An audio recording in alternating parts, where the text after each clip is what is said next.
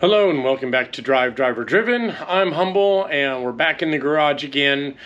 Just wanted to give a quick update on how things are going, what cars are where, and what's been happening over the past few weeks. As I mentioned before, I've been in and out with travel, but I've actually been home for the past couple of weeks, but I've been sick. I'm sure you might be able to hear it in my voice. But I'm getting over this nasty cold or whatever that's going around, just a respiratory thing. But I'm on the mend and feeling better. But I wanted to show you what's been going on with the cars, because while I've been out, some of the cars have been too. So let me flip the camera around and I'll show you what's going on. We'll start with the Ultima, because really nothing much has been happening on the Ultima because it needed exhaust work. So kind of a long-standing issue with the Ultima is blowing out the mufflers because of the short exhaust and, well, the powerful engine. Those two things are just decimating the mufflers that I keep using. So I'll use a straight through muffler with stainless steel packing, and the exhaust heat is enough to melt that stainless steel and blow it out the back.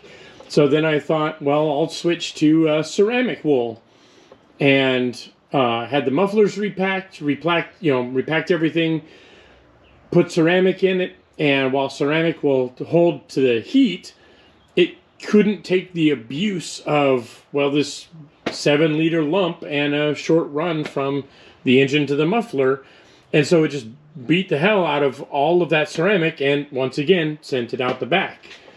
So this is my, I guess, third attempt. As you can see, we have the cats back on, and I need to get these rewrapped. But these are, well, this was a cheap solution just to see if it would work. So these are Cherry Bomb chambered 3-inch mufflers with an offset inlet and a center outlet to match the same, I guess, dimensions of the Ultima mufflers. But these are chambered, so they don't have a packing or a batting that can be blown out. They do rob a little bit of power. However, it makes a good sound, and they're quieter. They're quite a bit quieter than what I've used previously. I say that with an asterisk. Quite a bit quieter in the Ultima is still fairly rowdy. So let me close the back and I can fire it up really quick so you can kind of hear what I'm talking about.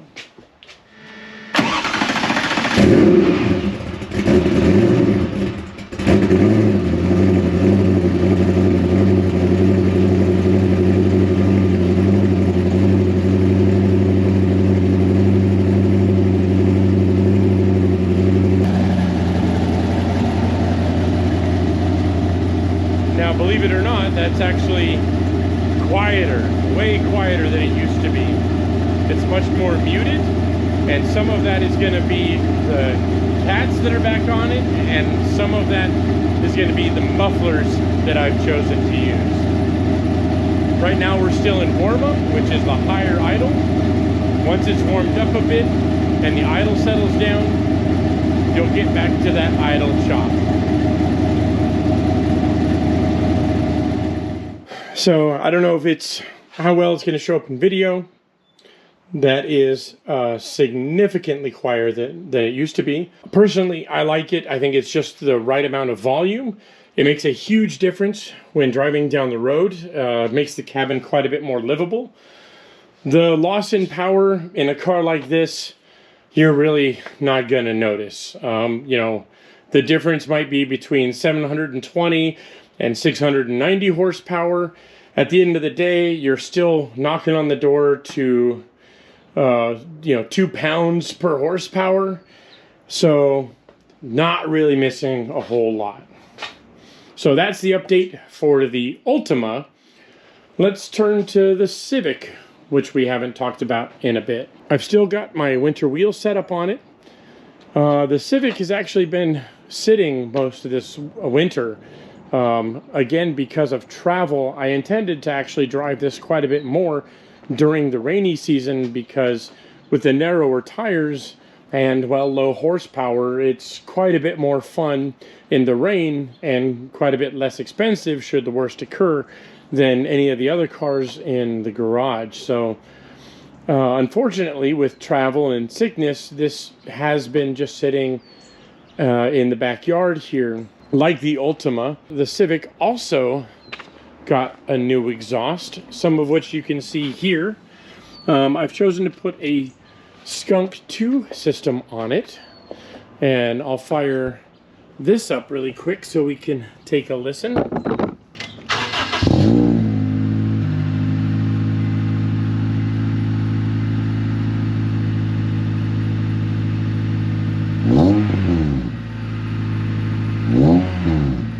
Now this is the volume that I like. It's not too loud at idle. And then when you're actually on it, giving it the beans, it has well, it's kind of the classic tuner Honda sound, but I like that. I like being able to hear the car, and when I'm on track, being able to hear the car is very important, because at its last track event, I found myself bouncing off the rev limiter simply because I could hear the car in front of me and not my own car. So I'd be on the limiter for a good second or two before realizing that's the reason I was slowing down and watching the dude take off in front of me. So with a little bit louder exhaust, it sounds quite a bit better in the car. And while the Skunk 2 system is one of the louder exhausts that you can put on the car, I found that it doesn't drone that much when you're on the freeway. And that was really important to me also. While I've wanted this exhaust for a while, the exhaust is not perfect. There is an exhaust leak that has to do with the components I've used to hook everything up together. This isn't a complete EP3 system. Basically, from the cat back is EP3. The cat is actually for a DC5, and it had to be modified to work. And then the rest of the system up top is all stock EP3. So the 2-liter, the header, everything coming down to the cat, that's all still EP3. There is a bit of a mismatch still between the DC5 cat and the EP3 exhaust. So while it sounds good here sitting in the driveway, the second you put a load on it, it blows past, well, kind of a non-existent seal at the moment in the middle of the car, and you can smell it start to burn the floor, and it makes a terrible racket. So I still need to address that, and I'll probably poke at that in a future video, and I may end up putting the stock exhaust back on it briefly while we take care of the center section and the center meetup. So that's kind of where the EP3 is at. In keeping with the theme of exhausts, so the Zero has gotten a new exhaust. This is the old factory exhaust from GBS. So I've mentioned previously the forward part of this pipe has a catalytic converter inside of it, and then a muffler in the back part of it. And while it's great, it keeps them, I won't say a mellow, it's a non-deafening tone. And I do think it sounds fantastic. The catalytic converter part isn't great. So far, in Sean's car, it basically fell apart and was causing a blockage in the exhaust. And I wasn't sure if that was happening on mine, and I haven't actually looked inside to check. However, there were signs that it wasn't breathing as well as it should from just the factory header getting hotter and hotter and getting more and more coloration to it, and then not so much past where the catalytic converter was in the exhaust. So as you can see on the Zero, I've had an exhaust put together, which is about as basic as you get. It's a 2.5-inch stainless pipe into a 2.5-inch, I believe this is a Thrush, basically cherry bombs type straight through muffler, and kind of a nice direct 90-degree bend out the side. And I had it made this way so that in the future at like Laguna Seca or whatever, where I'm sure this is going to blow sound, I can put a 2.5 inch spark arrestor or something like that that might take the edge off, and I can just tuck that in the end of the pipe. And while that'll restrict flow, it will hopefully allow me to pass sound. So I haven't really had a chance to give it a good thrashing. I do know that it is louder. I absolutely love the noises that come out of it. Little pops and bangs. It is now perfectly kind of aligned with the ITBs. I think they are now of the same volume, whereas previously the ITBs would actually outsing the factory exhaust. With a little more time on the car, I fully expect the same kind of coloration that we have in the header assembly on the rest of the exhaust. So it's the same kind of stainless material, just time will tell if it'll age and get color like the rest of this setup.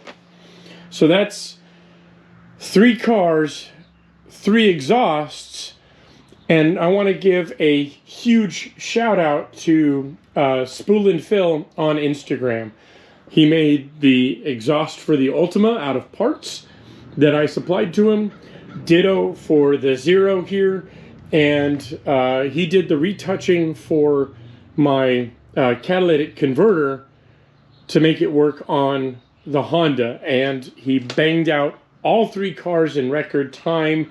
And I think we're quickly turning his son into a gearhead because he loves everything that's coming in and out of Dad's garage. So I know that he really wanted to take the Ultima to school. I'm pretty sure that his dad gave him a quick little ride in the Zero up and down the block, and I'm positive that he had fun there.